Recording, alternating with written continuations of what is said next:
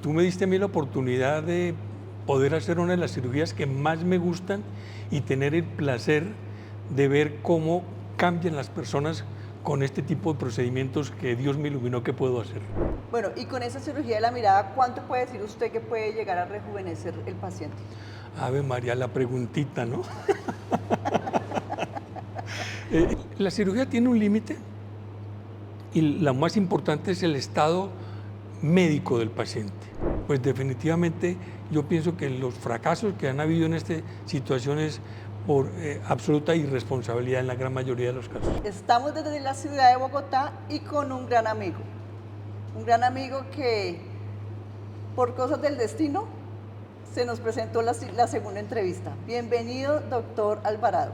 Lo considero también una persona muy querida para mí.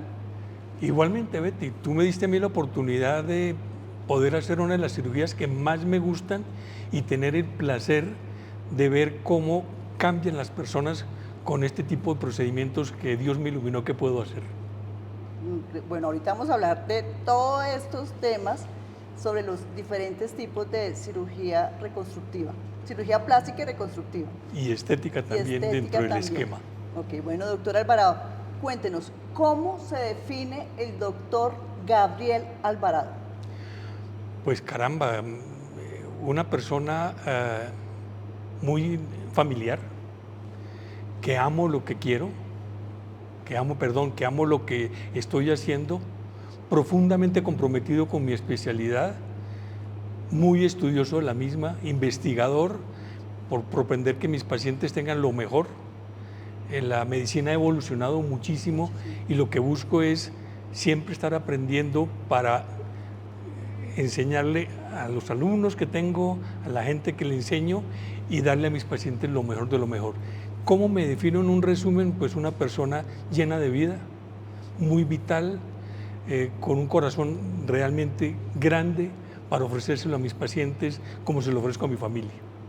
Bueno, doctor, sabemos que usted lleva 35 años en esta industria. Cuéntenos cómo fueron esos inicios, si desde pequeño usted soñaba con ser cirujano. Pues desde pequeño era muy laborioso y muy inquieto, definitivamente. Yo estudié en el Liceo de Cervantes en Bogotá y allí, cuando estaba terminando el bachillerato, los padres del colegio dijeron que yo tenía que dedicarme a las matemáticas porque era realmente muy brillante, entre comillas, para este tipo de conocimientos.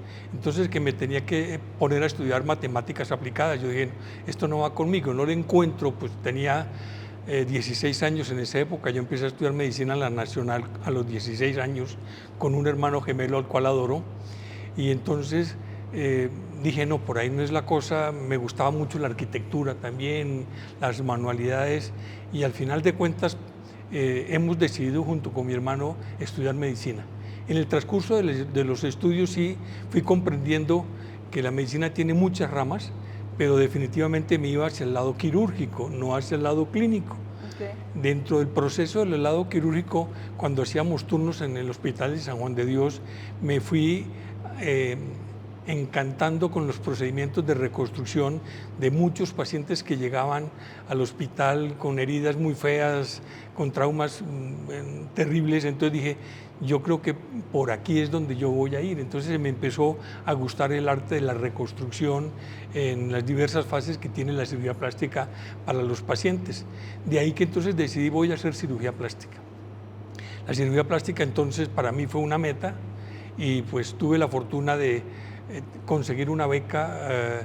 Si no, no hubiéramos podido con mi hermano haber estudiado. Nuestra familia no era muy pudiente, tenían todo el corazón, pero no podían. Fuimos becados en la Universidad Nacional con mi hermano para terminar medicina y también becados en México para poder estudiar. O sea, fue una situación muy bonita. Yo me fui casado para México y continúo casado. Llevo más de 50 años de casado, felizmente casado. Ahorita nos cuenta cuál es esa fórmula para llegar a 50 años. Mi señora es la fórmula del todo. Definitivamente entonces me fui para México y allí Gracias a Dios me fue realmente muy bien. También fui becado en México y fui grado de honor dentro de la especialidad. Fui el especialista que le tocó dar el discurso de grado en la Regencia de México, como la alcaldía, que era el sitio del grado. Sobre 400 residentes yo fui seleccionado para dar el discurso, que era un honor, y regresé a Colombia y continué con mi proceso de estudios por cosas de la vida. Yo soy de la Nacional, pero entré a ser profesor de la Universidad del Rosario y llegué hasta el título de profesor titular ad honorem de la Universidad del Rosario y de la Fundación Universidad de Ciencias de la Salud. Di muchas vueltas en la parte académica. También fui jefe de cirugía de mano en la clínica San Pedro Claver, pero el arte de la docencia me llevó a ir continuando y me quedé solamente con el Hospital de San José. Allí trabajé aproximadamente por 20 años, donde saqué muchos especialistas, hice que mi servicio en el Hospital de San José fuera un servicio muy fuerte, muy poderoso, de los mejores que hay en el país en este momento, y tuve la fortuna también de escoger a un alumno mío que me sucediera, el doctor Jorge Cantini, y él continuó el legado y seguimos en la enseñanza. Nunca me retiré de la docencia. Continué entonces a nivel de la Federación Ibero-Latinoamericana y de ahí he llegado a dar conferencias en muchas partes del mundo, especialmente en Ibero-Latinoamérica, toda Sudamérica, Centroamérica, en Estados Unidos, en España, sobre mis inquietudes. Y uno va canalizando, y este proceso de lo que a uno le gusta, como la especialidad es tan grande y se va diversificando y se va volviendo tecnológicamente tan importante, uno debe decir, a esto me quiero dedicar con más énfasis. Por eso llegué a ese proceso de, no digo que no haga cirugía reconstructiva, sí la hago, pero a ese proceso de la cirugía estética y especialmente aplicado a lo que es la cirugía facial de rejuvenecimiento. Para mujeres, ustedes para hombres y mujeres. Okay. Pero lo más importante de esto era que cuando aprendimos a hacer cirugía estética facial, los estigmas de la cirugía eran muy marcados. Una paciente la veían operar, se operó de la cara. Y eso a mí me llamó mucho la atención. Dije, el paciente no debe de verse operado, debe de verse mejorado, con una expresión linda, bonita, llena de vida, pero que no se vea operado. Y esa fue una de las inquietudes que me llevó a que habláramos más adelante de ese tópico de la cirugía de la mirada. Eso ha sido. En un ratito más vamos a hablar de esta cirugía sorprendente que le cambia la vida a las personas. Bueno, yo quiero que hablemos un poquito. Usted sabe que yo escribí mi último libro de Little Betty, es un cuento infantil para empoderar niños. Hablemos un poco de cómo era el doctor cuando era niño, cómo era Little. ¿Cómo era niño? Sí. Terrible. Pues soy gemelo, idéntico, mi hermano es ortopedista. Y pues yo digo que mamá y papá decidieron quedarse con nosotros nada más porque no aguantaron el trajín de nosotros. Éramos absolutamente inquietos, muy buenos estudiantes. Definitivamente eso sí fue algo que papá y mamá nos enseñó, el estudio, la constancia de las situaciones, y eso fue lo que pienso que la mejor herencia que nos dejaron nuestros padres fue ser estudiosos, ser inquietos en el arte del estudio, porque esto es un arte definitivamente. Y como éramos terribles, yo pienso que todos mis familiares directos, primas y primos, dicen que éramos terribles, éramos muy inquietos, muy diablos, que hacíamos muchas pilatunas, y yo pienso que todavía lo seguimos haciendo. ¿Y nos intercambiaban? Hacíamos diabluras, sí. En el colegio éramos simpáticamente terribles. Los curas a veces decían que no nos soportaban, entonces estábamos en un curso que era el curso A.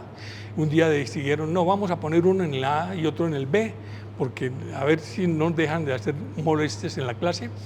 Y duramos 15 días separados de curso, porque parece que mentalmente nos conectábamos y éramos peor de traviesos si nos tenían en dos cursos separados, y volvimos otra vez al curso A.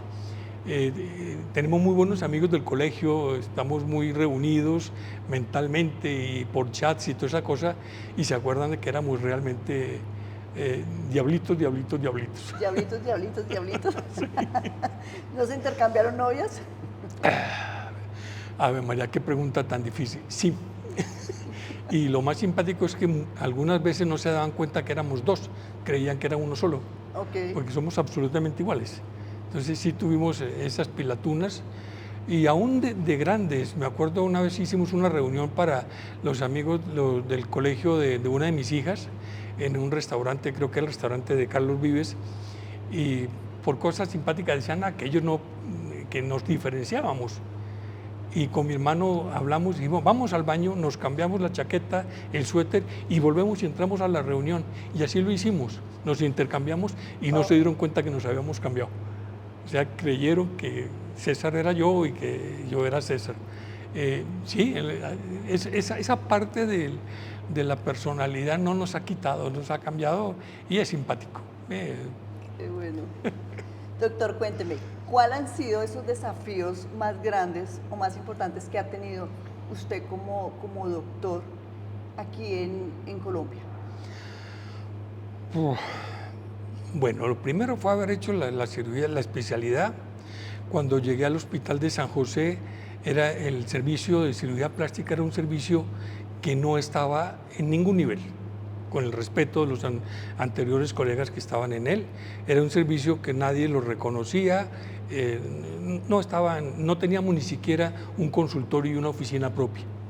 El primer reto fue hacer de ese servicio el mejor servicio de Colombia. Y me dediqué con constancia a escoger los docentes, me nombraron profesor a los 32 años, jefe del servicio, coordinador porque ni siquiera había jefatura.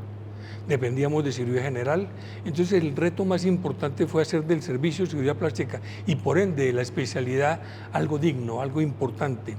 Entonces levanté el nivel, estructuré un grupo académico muy importante y una de las cosas gratas que tengo yo es que para entrar a hacer cirugía plástica en esa época los nombramientos eran a dedo. Los dueños de la Sociedad de Cirugía de Bogotá, en el Hospital de San José. Yo llegué a ser coordinador del militar, infantil y San José, esos tres servicios. Los militares ponían a dedo también sus candidatos. No había una escogencia académica buena. Pues con todo ese trabajo que se efectuó, resulta que hoy y en esa época cuando yo salí, los niveles más altos de medicina eran los que pasaban a hacer cirugía plástica. Se hicieron exámenes académicos, entrevistas, análisis de personalidad de los aspirantes y logré que los mejores estudiantes de medicina buscaran la cirugía plástica, porque ya era una especialidad realmente muy importante como lo es actualmente. Ese es uno de los retos más importantes, haber hecho del servicio eso. Segundo, yo pienso que estructurar que la cirugía plástica en Colombia se volviera realmente importante. Era importante, había unos profesores fenomenales, pero pocos nos conocían por fuera. Y fui partícipe de un grupo de especialistas que salimos a dar conferencias por fuera, invitados, conferencias con todos los juguetes, y pues he tenido el honor de ir 4 o 5 veces a Brasil, 3 veces al Congreso Brasilero, acabo de llegar de las Jornadas Mineiras como único profesor internacional invitado, o sea, llegar a posicionar la especialidad académicamente hablando. Colombia muy bien, definitivamente es uno de los logros importantes que junto con otros colegas, definitivamente Colombia tiene maravillosos cirujanos plásticos, pero yo sé que soy un granito bien importante de ese aporte que se hizo para ese posicionamiento de la especialidad. Increíble. Doctor, una pregunta. Ahora sí lleguemos con la famosa cirugía de la mirada, que yo tengo varias preguntas sobre ese procedimiento y cómo se diferencia entre otros. Entonces, primero, ¿en qué consiste la cirugía de la mirada? Bueno, la cirugía de la mirada es una cirugía que yo la denominé por un proceso. Cuando las personas llegaban a hacerse cirugía de párpados, estoy hablando hace 25 años, pues el paciente nosotros le operábamos los párpados, le retirábamos parte de la piel que sobraba, le escondíamos o quitábamos las bolsas. Igualmente en los párpados inferiores, las bolsas palpebrales que el paciente llegaba y decía que no las querían y que se sentían mal con eso. Pero cuando yo operaba a los pacientes me sentía bien. Es más, uno de mis pacientes es mi hermano. Pero hasta ahí llegó con la cirugía y dije, sí, César se ve bien, pero a mí me falta algo complementario en esto. Y dije, no, lo que yo quiero cambiar es la expresión del paciente. Cuando hacían los párpados, ¿era que le cortaban acá para sí, levantar? retirar la piel del párpado, retirarla de acá, pero no manejaba el entorno. Entonces yo dije, falta. Tanto es que el paciente cuando llega a consulta le dice uno, vengo a operarme porque tengo los párpados caídos. Esa no es la realidad. La realidad es que lo que está caída es la ceja, en la gran mayoría de los pacientes, más la parte central o la parte de afuera. Entonces hace que uno se sienta como que los párpados están cansados. Sí, sobra piel de los párpados en algunos pacientes, pero la mayoría del problema no está tan marcado en los párpados como en su entorno. Entonces yo dije, a esto hay que ponerle ya un poquito más de armonía o arte a la expresión del paciente. Y entonces hice una conferencia, la presenté aquí en Bogotá y me acuerdo que un colega, que en paz descanse, dijo, pues vamos a oír al profesor Alvarado a ver, que ya se metió a la oftalmología, cirugía de la mirada. Y yo le dije, no, Guillermo, qué pena, yo no toco nada que no sé hacer, yo no me metí a oftalmólogo. Lo que quiero decir es que encontré un término para expresar que la cirugía de los párpados debe ir combinado con el manejo del entorno, el manejo del entrecejo, la cola de ceja, levantamiento sutil de los pómulos y la comisura bucal.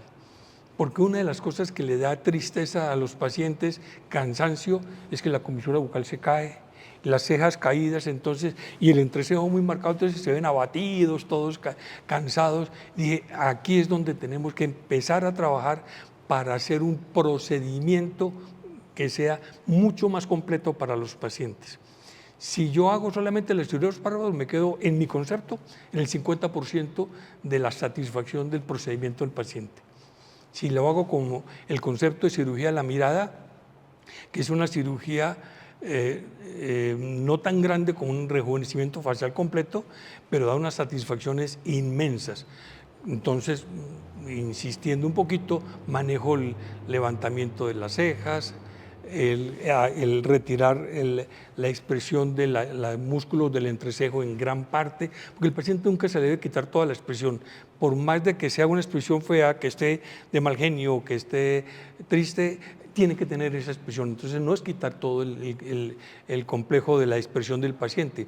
Entonces llegué a combinar esa cirugía y gracias a Dios también estaba empezando lo que es el uso de la grasa del mismo paciente para mejorar los volúmenes. Entonces también empecé a utilizar la grasa para darle volumen a determinadas zonas, para mejorar, refrescar la expresión, y ahí llegó el procedimiento de cirugía de la mirada, que nos ha dado unos resultados, en mi concepto, espectaculares. Tanto que tengo pacientes que me dicen, no, yo solamente quiero párpado. Mira lo que es la cirugía de la mirada y mira lo que es la blefaroplastia en sí. No, yo me voy solamente por la blefaroplastia. A los 3 o 4 meses vuelven y me dicen, ¿por qué no me dice lo que usted me dijo? ¿Me lo puede hacer? Claro, un poquitico más de dificultad, te lo puedes hacer, pero perdimos un tiempo hermoso. Y es una sola incapacidad, una sola cirugía, y es un procedimiento bien, bien bonito de verdad. Doctor, ¿cuál es la diferencia entre su procedimiento de la cirugía de la mirada a las otras cirugías que hacían de rejuvenecimiento facial, que el paciente quedaba así como si fuera un mimo? Hay muchos sectores en esto que es simpático. Digamos que cirugía de la mirada es el manejo del tercio superior, medio de la cara y levantando la comisura bucal. La cirugía de rejuvenecimiento facial, lo que llaman el lifting facial, sí, implica cortes por debajo de la patilla, por delante de los pabellones auriculares y por detrás. Es para el manejo del tercio inferior de la cara. Okay. También la hago. Yo combino la cirugía de la mirada con la parte inferior, tercio inferior y cuello. Lo que pasa en mi concepto es que nosotros ahorita no estamos pensando en estiramiento facial o en quitar las arrugas del paciente. El concepto de rejuvenecimiento quirúrgico que yo tengo es mejorar la expresión, reposicionar los tejidos, darle volumen donde se ha perdido, quitarle expresión a los músculos, que lo hago con una técnica personal para que en la expresión de la parte del entrecejo se vaya en gran parte. Y el acomodo de los tejidos en la parte inferior del tercio inferior es un acomodo que debe de ser sutil, a mejorar las bridas del cuello, las arrugas del cuello, la parte inferior, pero que no se vea la paciente operada. Insisto, no debe de verse operada. Al comienzo van a estar inflamados porque es un procedimiento quirúrgico, pero entonces lo que se hacía antes es definitivamente se despegaba la piel, se jalaba, se daban unos puntos de fijación y entonces los pacientes quedaban con una cara como de ir en una moto a 300 kilómetros sin casco, que se los estaba llevando el diablo. No, hoy definitivamente es una cirugía multivectorial, muchos vectores. Eso lo explicaba ahorita en Belo Horizonte, yo en Brasil, de que allá había unas conferencias muy bonitas sobre cuello. Se dedicaban a hablar de cuello y mostraban unos casos hermosos de cuello, pero aquí para arriba nada. Yo cuando mostraba mis casos de cuello, mostraba el global de la cirugía. Y así fue el comentario de una de las colegas, ella dijo, pero es que el doctor Alvarado abarca todo. Y eso es hermoso porque en una sola cirugía vamos a componer muchos elementos que no están acorde con el proceso bonito de rejuvenecimiento. Entonces, la idea es que el paciente no se vea operado, que se vean naturales, que no se vean así sin expresión. Como insisto, la expresión es lo más hermoso que puede tener un paciente. Que podamos manejar determinadas expresiones no agradables es cierto, pero no abolirlas, porque eso sería volver a una paciente en un término médico que se llama afasia, es decir, sin expresión, y sería terrible. Bueno, y el otro procedimiento, blefaroplastia, ¿es solamente en los ojos o cuál es la diferencia? Blefaro viene del término de párpado. Blefaroplastia es un término que se utiliza para el manejo de las sobrantes de piel del párpado superior, sobrantes de piel del párpado inferior, las bolsas palpebrales. El paciente dice, tengo bolsas palpebrales y no las quiero, entonces el manejo de las bolsas palpebrales. Ahí hay otro tema muy importante que estoy preparando unas conferencias sobre eso, y es que las personas dicen, yo no quiero las bolsas palpebrales, quíteme las bolsas. Y yo le digo al paciente, yo no las voy a quitar, porque las bolsas son un sistema de amortiguación que tiene el ojo dentro de la órbita, que es un cono. El ojo cuando uno envejece se vuelve más pequeño. Si yo saco las bolsas, el ojo se me va a hundir. Quiero decir esto, que recién operado el paciente se va a ver sin las bolsas bonito porque está inflamado, pero cuando pasa la inflamación el ojo se va a ver más hundido. Entonces lo que yo estoy haciendo es una técnica de reposicionar las bolsas, es decir, volverlas a poner donde estaban cuando el paciente era joven. Las bolsas están retenidas por una membrana que se vuelve muy laxa. Y yo estoy haciendo una técnica para hacer que esa membrana se refuerce y las bolsas se reintroduzcan. Situación, en casos muy especiales no lo hago, pero en la mayoría de mis pacientes es adiós las bolsas. Entonces las bolsas no las va a ver el paciente, pero el ojito se le va a ver mucho más expresivo. Entonces la blefaroplastia pura como tal sería entonces en la resección de la piel del párpado, resección de la piel del párpado inferior, si se necesita, que debe ser muy poquito, y que las bolsas no se vean, no retiro de las bolsas. A veces quedan unos complementos importantes que hacer porque la cirugía no lo hace todo. Entonces necesitamos complementar. Las arrugas superficiales se pueden manejar con radiofrecuencia, con equipos de láser, con productos como el plasma rico en plaquetas, o sea, complementos, porque es importante decir que la cirugía no lo es todo, pero en un proceso de la blefaroplastia la cirugía es el 80-90%, ya habrá situaciones complementarias, que es lo que yo te estoy diciendo al final, para mejorar la calidad de la piel, porque ninguna cirugía mejora la calidad de la piel, a excepción de la grasa cuando se la pongo a los pacientes, que sí tiene células madre y nos hace un proceso de biorregeneración bien importante. Doctor, y en el procedimiento de la blefaroplastia y la acomodación de las bolsas, si lo ponemos en una balanza, ¿usted qué prefiere para el paciente? ¿Depende una valoración entre esta o la cirugía de la mirada? ¿Cuál sería mejor para el paciente? ¿O depende del paciente?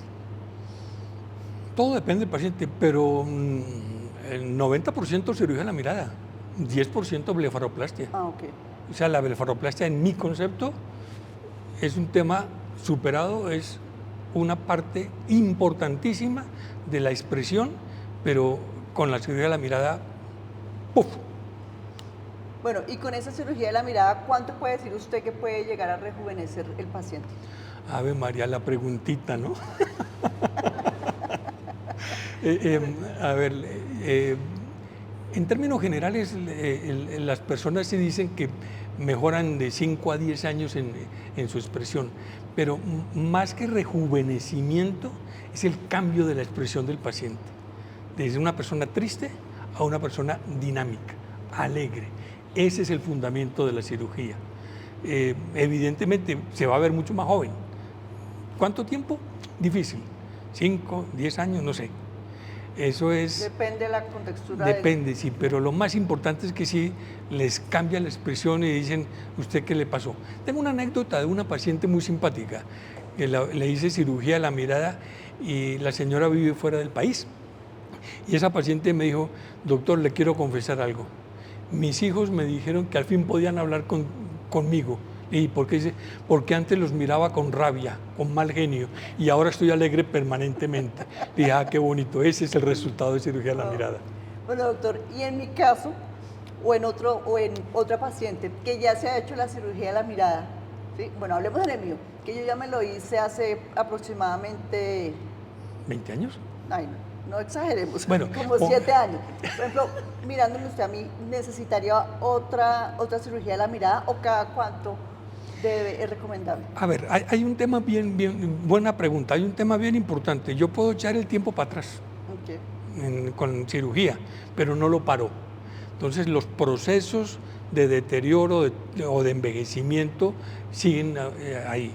Los pacientes deben permanentemente estarse haciendo tratamientos complementarios, inicialmente no quirúrgicos. Es decir, la cirugía de la mirada es una maravilla. Y el caso tuyo, le doy gracias a Dios haber podido intervenir en esto. Es una maravilla, cambia la expresión rotundamente, pero el paciente tiene que estarse haciendo tratamientos complementarios, nutriendo la piel, produciendo nuevo colágeno, haciendo que las arrugas superficiales desaparezcan, mejorando las arrugas de expresión. Es decir, hay un complemento de terapias que se requieren permanentemente. Ya cuando el paciente lleva más tiempo, uno evalúa y de todos los pacientes que he operado, yo creo que no he operado más de 5 que tenga que reoperar después de 15 años. Viene y dice, yo quiero darme un rejuvenecimiento nuevo, un refreshment. Listo, vamos a hacerlo, se puede hacer, porque no, en los planos donde yo trabajo con la cirugía de la mirada no afectan la calidad de la piel y puedo volver a entrar, encuentro las suturas o los elementos con los que fijé los tejidos, los retiro y reposiciono de nuevo los tejidos. Entonces, sí, se puede repetir la cirugía de la mirada.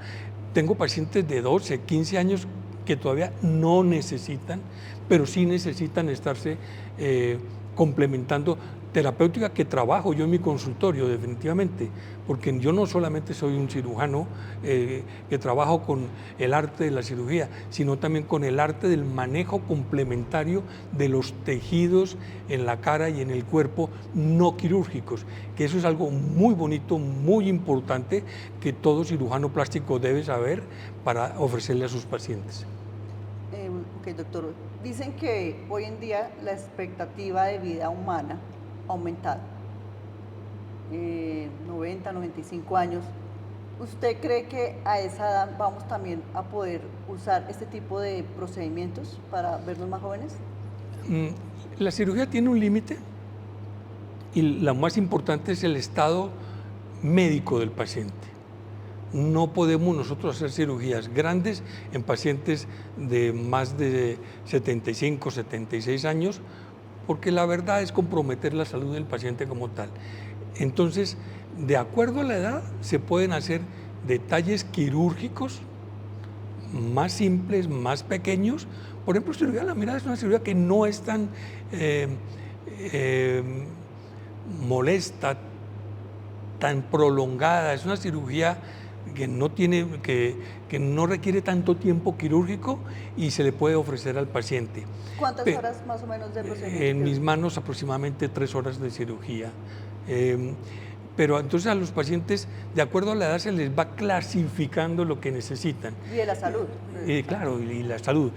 Si un paciente viene con 80 añitos y me dice que quiere mejorar, pues evaluamos qué se le puede ofrecer, sin exagerar.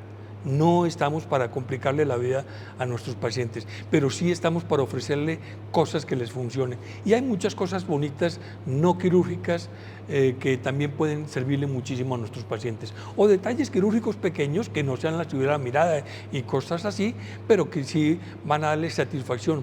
Tengo muchos pacientes de determinada edad que dicen, es que yo quiero estar bonita, yo quiero estar bien. Pues vamos a darle ese gusto sin comprometerle su salud y comprometer pues el bienestar de la misma. ¿Usted cree que este tipo de procedimientos puede ayudar a la autoestima de la persona? Total. Definitivamente, hay una de las cosas importantes en esto es que uno debe evaluar psicológicamente también al paciente. Yo sé que si un paciente viene a mí es porque algo le está molestando. Y si algo le está molestando, yo tengo que ofrecerle un resultado satisfactorio. Definitivamente sí. Pero ahora, el paciente, y uno tiene que analizarlo, tiene que saber qué expectativas tiene. Porque hay pacientes que tienen unas expectativas, mejor dicho, bárbaras, y tienen unos pensamientos de quedar similares a fulana o a sutano o a un artista, y eso no lo podamos ofrecer. Entonces sí ayuda, pero tiene que haber una muy buena relación médico-paciente para explicarle qué tiene, qué le ofrezco y qué resultado vamos a tener. Se le puede mostrar casos de pacientes operados que sean similares al paciente y decirle, mira, más o menos vamos a llegar a este punto. Pero definitivamente la respuesta es sí ayuda a la autoestima. Wow. Pero también tiene que ser ese, como no solamente la parte estética exterior, sino yo siento o pienso, no sé qué opina usted, que primero el paciente tiene que trabajar sobre su parte interna, luego para hacerse la externa, o en su opinión, primero la externa y luego la interna. No, primero la interna. Definitivamente. El paciente que va a mi consultorio, tengo que analizarlo, que el paciente sea el que quiere hacerse las cosas por él, para él, y no para que la otra persona le diga que está bien o que nada. Primero yo debo estar empoderado de mí y decir, yo quiero estar bien y por eso me quiero operar o me quiero hacer cualquier otro tipo de tratamiento. Pero que uno se vaya a operar un paciente, dice, no, es que, perdón la reflexión, que mi marido me ve fea y entonces me quiero operar. Eso le iba a decir, le iba a preguntar. No está por ahí. Primero evalúa la condición mental de la persona. Y le digo, mental. Olvídese, si usted va a hacer eso, la opero y puede quedar divina, pero para usted, su marido la va a seguir viendo fea. Entonces usted es la que tiene que estar bonita, usted por dentro es la que tiene que estar hermosa y querer estar hermosa. Si no, eso no vale la pena. Ok, excelente. Bueno, doctor, me encanta. ¿Qué viene para la cirugía plástica reconstructiva en los próximos años? ¿Qué procedimientos nuevos vamos a tener? Mucho. La cirugía plástica es una rama hermosa de la medicina, tiene muchos puntos, pero yo voy a contestarte sobre la cirugía estética facial para ser concretos. El complemento. O sea, definitivamente estamos pasando por una etapa que hay que ser muy cuidadosos, donde las personas desde muy jóvenes quieren verse bien, bonitos. Entonces hay que tener mucho cuidado en eso porque a veces hay exageraciones de los procedimientos. Entonces viene un manejo muy integral del proceso de la medicina no quirúrgica, manejo no quirúrgico de las características de la expresión, las características de la piel, de la cara en sí, y complementado con el manejo quirúrgico. Definitivamente hay que hacer una evaluación porque como tengo tanto viaje a dar conferencias, esas conferencias, yo no me salgo a dar conferencias y me vuelo, me quedo siempre viendo lo que otros colegas están haciendo y veo que hacen cosas, entonces digo, esto que me gusta lo voy a indexar en mis protocolos. ¿Qué estoy viendo yo? Que lo que estamos haciendo está muy bien, pero definitivamente hay procedimientos complementarios pueden ser quirúrgicos y no quirúrgicos, que hay que indexar.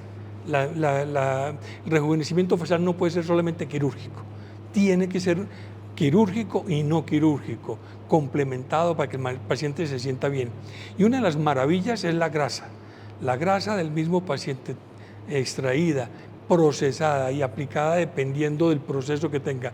En determinados sectores nos ha dado unos resultados maravillosos en cuanto a la calidad de la piel, el mejoramiento de las cicatrices, el volumen de la cara muy natural.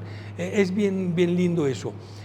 ¿Cómo y dónde se extrae esa grasa de uno? Sí, hay protocolos ya muy bien establecidos. Los puntos más importantes para sacarse la zona periumbilical, que la gran mayoría de pacientes tienen para sacarle. Cuando opera un paciente no se necesita más allá de 40 a 60 centímetros cúbicos de grasa. Entonces sale de la zona periumbilical, que hay que hacer una extracción de grasa muy simétrica para que no queden depresiones en la parte interna de las rodillas y en la parte interna de los muslos o en los conejitos de los pacientes. Todo depende de lo que tenga el paciente, de donde más tenga, de ahí sacamos. Se procesa, porque la grasita tiene que procesarse para que al volverla a poner en el sitio donde la queremos poner,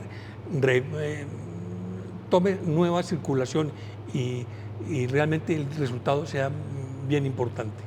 Pero ¿cómo se extrae esa grasa? ¿Tiene que uno someterse a un procedimiento Es quirúrgico? Ese es un procedimiento quirúrgico, por eso no se puede pensar sino que es un procedimiento quirúrgico con una incisión de aproximadamente 2 a 3 milímetros, con una cánula, es decir, una aguja especial que tiene 2.5 milímetros en el caso de lo que yo uso, y con unos huequitos en la punta, y con jeringa por succión yo voy sacando la grasa y la voy depositando y la vamos a ir procesando con mi instrumentadora. Entonces la grasa es un procedimiento quirúrgico que se debe hacer en un quirófano. Que se hace, exacto, en un quirófano cuando se está haciendo el procedimiento de una liposucción, ahí es que está en la grasa. Sí, la liposucción es un procedimiento para mejorar el contorno de cualquier área del cuerpo. La estamos usando en reconstrucción en seno, cuando hacemos la explantación, si se requiere, se pone la grasa. Cuando se hace la liposucción para mejorar el contorno, la ponemos en las nalgas, también en los pacientes. Es el mismo procedimiento, pero en menor volumen. Entonces la liposucción es sacar grasa del paciente. Lipoinyección o lipoinjerto es esa grasa que se sacó, ponerla en los sitios que ya hayamos previamente planificado colocar. Doctor, ¿qué cree usted que ha pasado? ¿O cuáles son esos problemas que se pueden presentar en una cirugía en el momento que ha llegado que el paciente se muera? Sí, mire, en medicina hay unas situaciones que las exageraciones hacen los pecados. Definitivamente, un paciente debe ser primero operado por un cirujano plástico, estético, reconstructivo, académicamente bien formado, ojalá que pertenezca a la Sociedad Colombiana de Cirugía Plástica. Segundo, debe ser operado en instituciones clínicas aprobadas por las Secretarías de Salud de los diferentes sitios. Tercero, haber hecho unas evaluaciones médicas previas para valorar la condición médica del paciente. Y tercero, no hacer esas hipercombos de cirugías donde a los pacientes les hacen cirugía de nariz, cirugía de oreja, cirugía de mentón, cirugía de seno, cirugía de barriga y cirugía de nalgas. Esa es una cirugía exagerada como tal y aumentan los riesgos. ¿Qué ha pasado con los pacientes? La gran mayoría de los pacientes que han muerto los operan en apartamentos, en clínicas que se llaman de garaje, sin servicios médicos adecuados, sin la atención y los monitores. Una de las cosas maravillosas en medicina es que las salas de cirugía es la mejor unidad de cuidado intensivo que tenemos. Cualquier evento adverso que se presente en una unidad quirúrgica bien dotada, muy seguramente el paciente sale adelante. Y pues definitivamente yo pienso que los fracasos que han habido en estas situaciones por absoluta irresponsabilidad en la gran mayoría de los casos. En la gran mayoría. Y en la minoría, ¿qué tipo de complicaciones se puede presentar? O sea, que antes uno ha tenido una valoración, le hacen todos los exámenes físicos, sale uno excelente y está uno en las mejores manos, en el mejor lugar, ¿Y qué tipo de complicación se puede presentar lo que haya pasado? Sí, en medicina no hay absolutos. ¿Sí? Uno se puede estar operando de un apéndice y le puede dar un infarto, se puede estar operando de una hernia y le puede dar un infarto. Lo mismo pasa en cirugía plástica. Uno puede estar operando un paciente de seno y hacer un infarto, hacer una arritmia cardíaca, eventos que a pesar de los exámenes que se hagan previamente no están predecibles como tal. Esos son eventos que desafortunadamente pueden suceder. Cuando a mí me preguntan, doctor, ¿y riesgos de una cirugía? Yo arranco por decirle todos. Siempre hay un consentimiento informado a mis pacientes, donde le he explicado lo que es mi técnica quirúrgica, lo que le voy a hacer, los probables eventos adversos o complicaciones que tenga el paciente, cómo lo solucionaríamos y dónde voy a operar. El anestesiólogo, cuando hace la valoración del paciente, dice, mire, este paciente sí se puede operar o no se puede operar. Es el último criterio que a mí me dice si yo puedo operar a un paciente en los anestesiólogos nuestros. Ese paciente no lo puedo operar o no lo puedo operar aquí, tiene que operarlo en una clínica de cuarto nivel. Por estos riesgos, pues definitivamente no lo voy a operar. A veces también sucede que hay complicaciones pequeñas que se vuelven grandes. Nosotros afortunadamente tenemos en Colombia los seguros de complicaciones en cirugía estética. ¿Qué quiere decir esto? Que yo ningún paciente opero si ese paciente no tiene el seguro. El paciente compra el seguro. ¿Qué quiere decir? Que si yo tengo un evento adverso, Dios no quiera, un edema pulmonar que se puede presentar en cualquier cirugía, el paciente inmediatamente se reporta y va para la clínica de cuarto nivel, por ejemplo la Chayo, Marley, la Fundación, cubierta por el seguro hasta el monto que el seguro tiene. A veces entonces las personas, por no pagar un seguro, empiezan a hacerle el tratamiento a los pacientes en domiciliarios, no le paran la atención, se van agrandando los problemas y van los pacientes para las clínicas o los hospitales ya en condiciones realmente mal. Con los seguros, lo importante es que ante cualquier urgencia, cualquier duda que tenga uno con los pacientes, inmediatamente se reporta y va a clínica de cuarto nivel a hacer el análisis de lo que está pasando y vamos para adelante. Es decir, en eso también el médico, el cirujano plástico es un médico, tenemos que ser médicos, pero muchas veces hay eventos médicos que nosotros no manejamos. Ante la duda, no hay más que recurrir al sitio que es, donde es, con las personas que sepan. Y ahí hemos salido adelante con muchos pacientes, porque hemos tenido casos de pacientes que se han complicado. Yo asesoro una de las empresas de seguro y me llaman, me dice, este paciente, inmediatamente atiéndalo. Vamos a hacerle y vamos a apoyar tanto al paciente, a su familia, como al colega, para que la complicación salga adelante. Si se demoran en atender la complicación, aumenta la probabilidad de tener un mal resultado como tal. Ok, doctor. Doctor, ¿cuál ha sido ese fracaso más grande que usted de pronto ha tenido o que ha llegado a tener en toda su trayectoria como médico aquí en Colombia?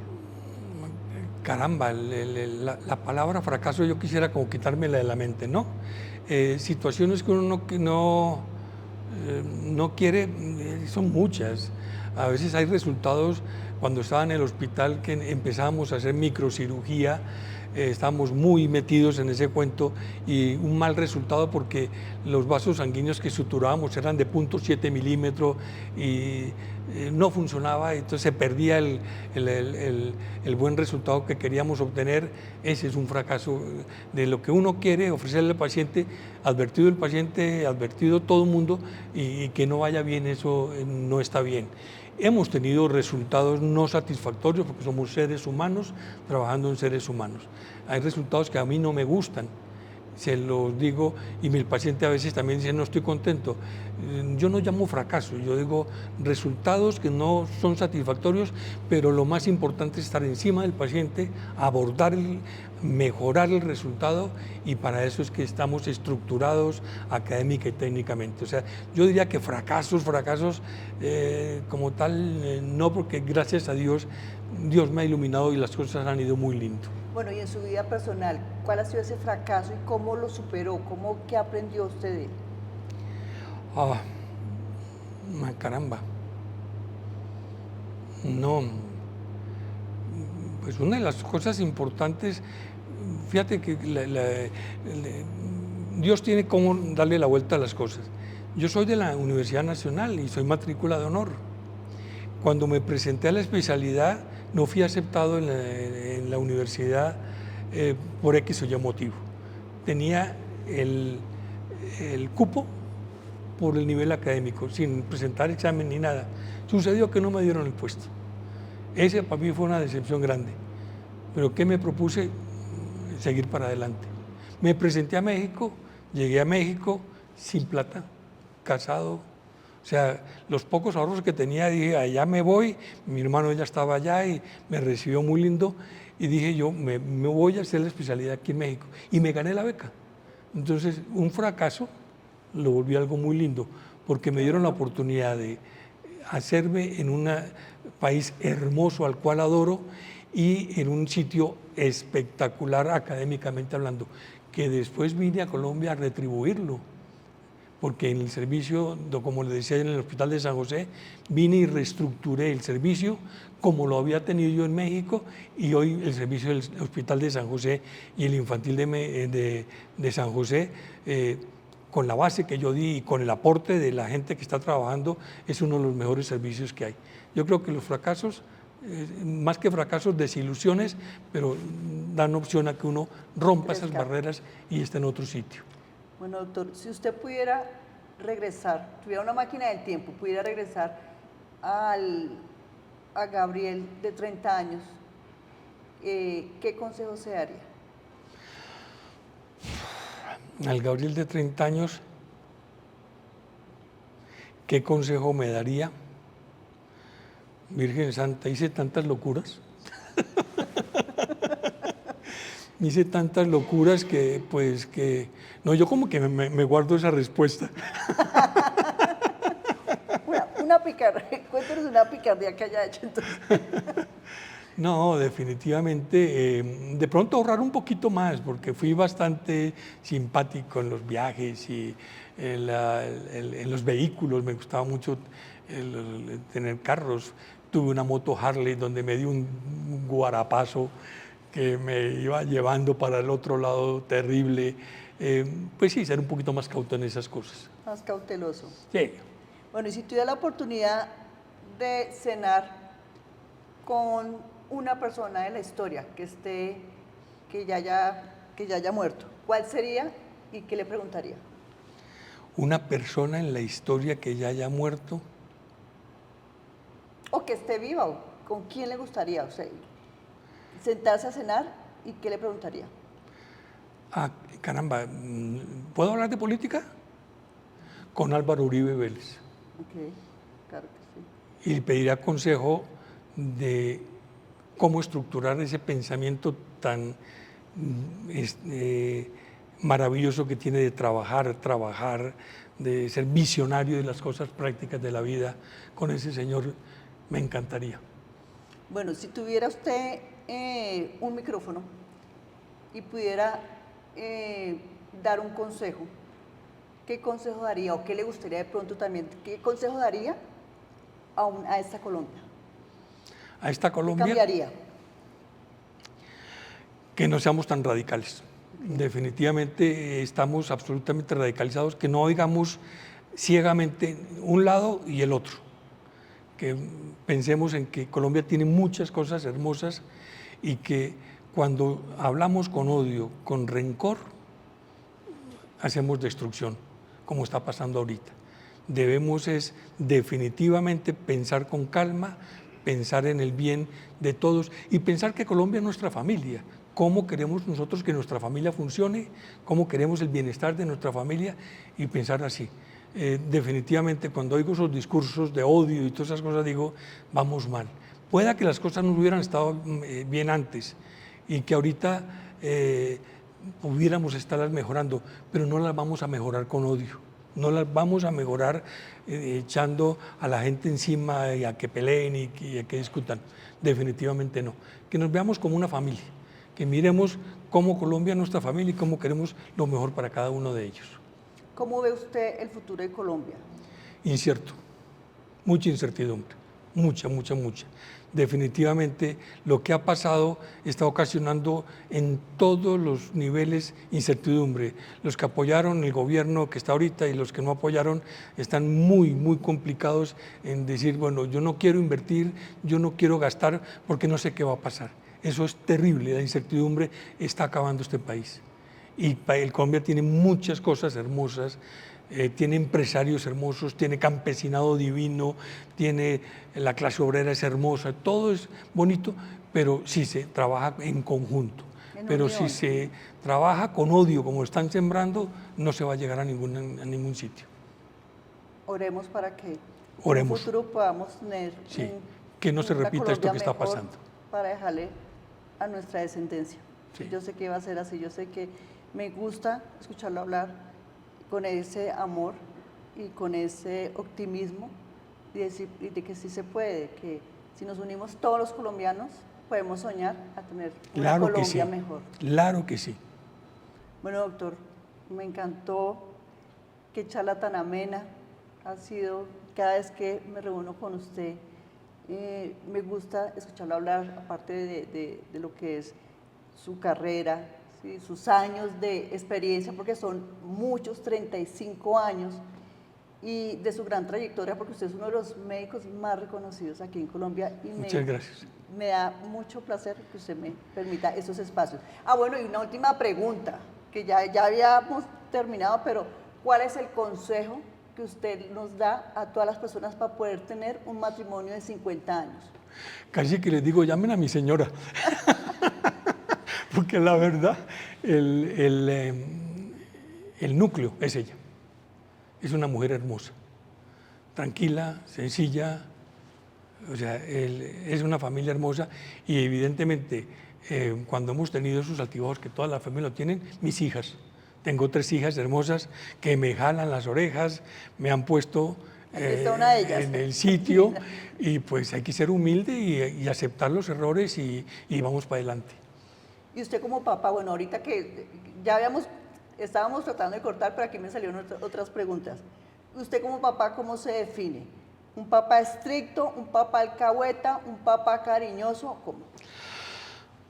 La respuesta es bien difícil, pero fui un papá muy estricto.